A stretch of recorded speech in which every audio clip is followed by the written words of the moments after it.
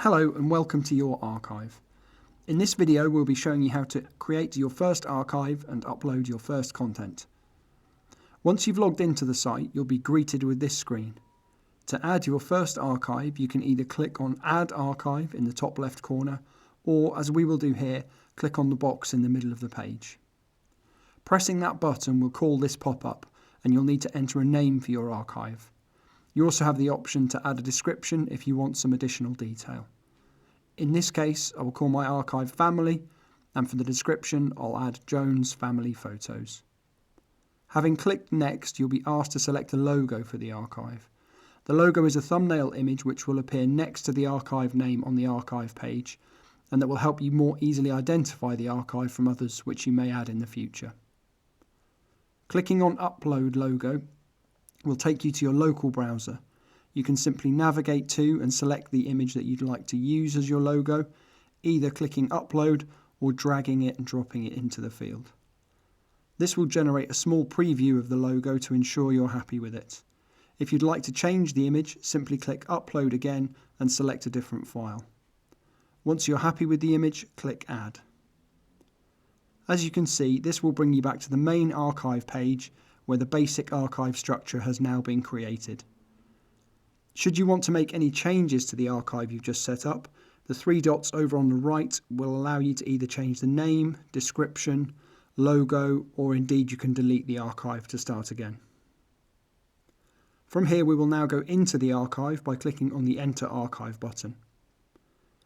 Now that we're in the archive itself, we have the option to create a folder structure. You see in the bottom left corner of the screen here, by default we have a single folder. If you would like to add subfolders to help you organise your content, this is where you'll do it.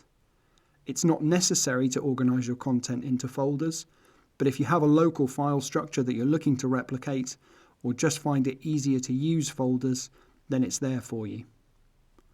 I'll now add two subfolders under my Family folder, one called Holidays and one called Parties. There's no limit to the number of folders and subfolders that you can create, so go ahead and set up whatever works best for you. Now we have our folder structure in place, we're ready to start adding content to our archive. To do that, we will use the Upload Content button here on the left. And as with the archive logo, this is going to bring up the local file explorer. You can upload up to 1,000 files or 1 GB at a time. Just select the file or files that you want to add and press Upload. This will load the content into the upload screen, and as you can see here, you will have a preview of any images. Should there be any that you don't wish to upload, you have the ability to remove them by clicking on Remove File underneath the relevant one. If you want to add more files, you can click again on that same box and select More. Once you're happy with the content that you've selected, press the Upload button. You'll see the progress bar, and when that's complete, the content has been added to the relevant folder within your archive. I've added those images to my Holidays folder. I'm now going to select my Parties folder and repeat that process to add some further content there. Now that I've selected the folder, I'll press Add Content again. My local file explorer will reopen, and I'll select the content which I'm looking to upload. Press the Add button, preview those to make sure that I'm happy, and then press Upload.